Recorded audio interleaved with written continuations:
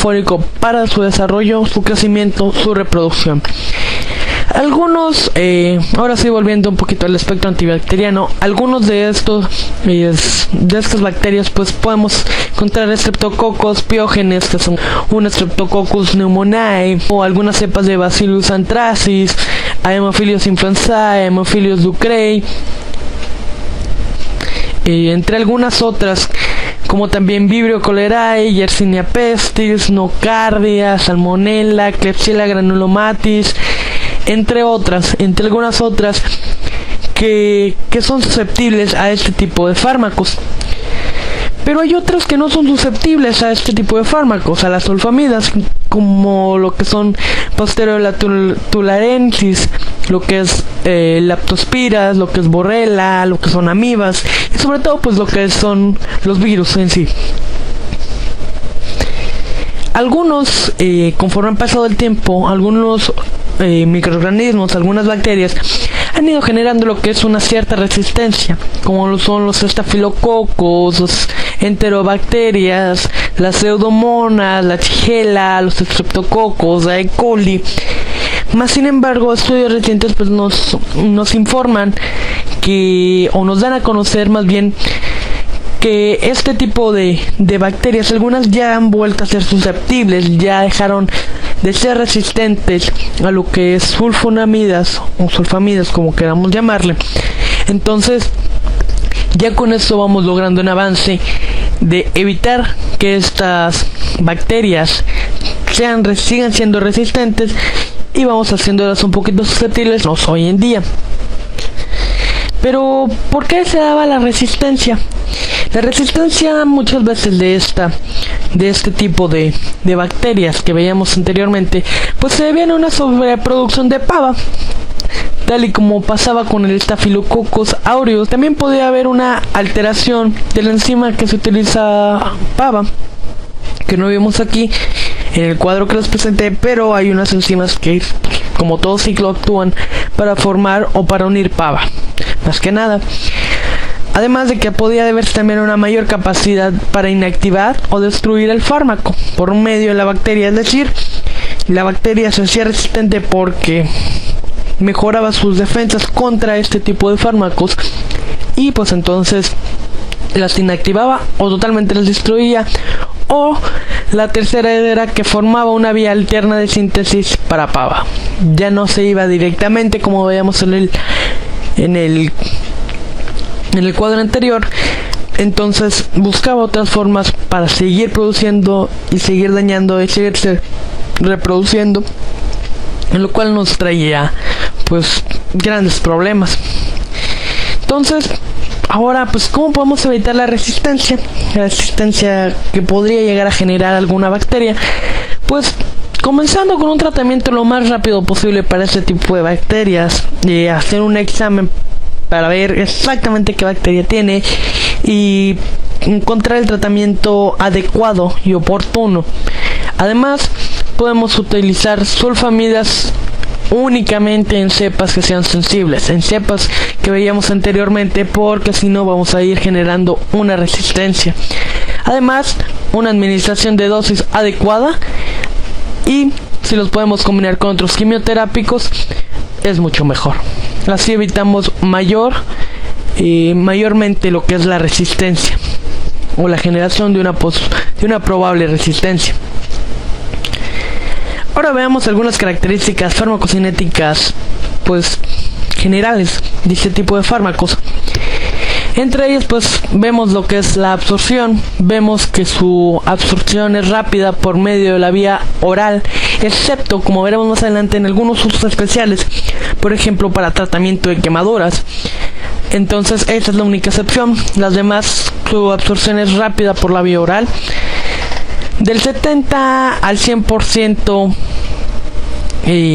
es la absorción, excepto lo que son también los de acción gastrointestinal. En el intestino delgado pues es su principal sitio de acción, aunque también hay veces que se puede absorber en el estómago. Desde otros sitios como lo son vagina, tracto respiratorio, piel o mucosa bucal, es un tanto insegura, ya que presenta la posibilidad de algunas reacciones tóxicas o alérgicas, en el caso de algunas personas. En cuanto a su distribución, pues se une a proteínas entre un 20 y un 90%. Entran fácilmente en lo que son en tejidos y líquidos, como por ejemplo el pleural, el peritoneal, el sinovial, el líquido cefalorraquídeo y el sistema nervioso central. Alcanzan concentraciones máximas de entre el 50 y el 80%.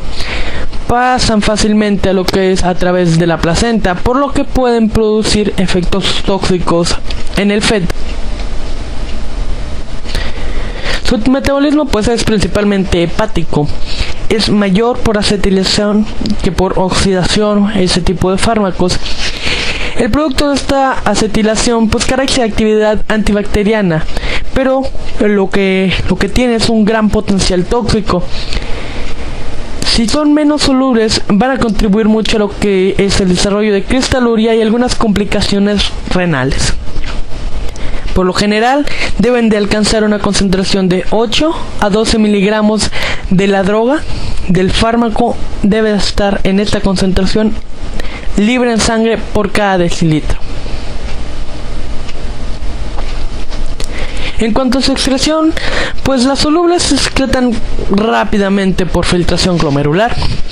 De la proporción acetilada, hay una que queda activa y que sirve para tratar infecciones urinarias, que son 10 o 20 veces más que en sangre. Además, algunas otras formas de excreción, por ejemplo las sulfamidas poco solubles, las vamos a excretar por heces, y las sulfamidas de acción prolongada son por excreción renal lenta, debido a que se unen altamente a las proteínas y hay una extensa reabsorción tubular. Ahora, algunos usos terapéuticos que podríamos dar sobre lo que son las sulfamidas, pues vemos que tenemos para infecciones urinarias tales como pielonefritis aguda, una cistitis aguda o infecciones recurrentes de la próstata y la vejiga. También se pueden dar para infecciones en vías respiratorias, en combinación con trimetopima, sobre todo con lo que es otitis media, sinusitis, bronquitis crónica, debido a algunas bacterias como Haemophilus influenzae y Haemophilus pneumoniae. Además, pues se pueden utilizar en fiebre tifoidea, en nocardosis, en problemas oculares, en toxoplasmosis. Además de que también podemos utilizarla para infecciones por meningococos, en la profilaxis, lo que sería en colitis ulcerosa, en dermatitis herpetiforme y en sigelosis. Algunas de las contraindicaciones que se tienen para este tipo de fármacos pues son, como todos los que presenten sensibilidad a estos fármacos o hipersensibilidad, mejor dicho, sean también pues alérgicos a las sulfas, en el embarazo y en la lactancia. En el embarazo pues atraviesa lo que es la barrera placentaria, entonces puede llegar a ser dañino para el feto. Igual en la lactancia hay veces que tiende a excretarse por lo que es el calostro de la madre. En deficiencia de G6PD, esto se debe a que esta enzima actúa sobre todo en su metabolismo, y si no la encontramos o tiene una deficiencia la persona de esta enzima, lo que nos va a producir en la persona es una anemia hemolítica.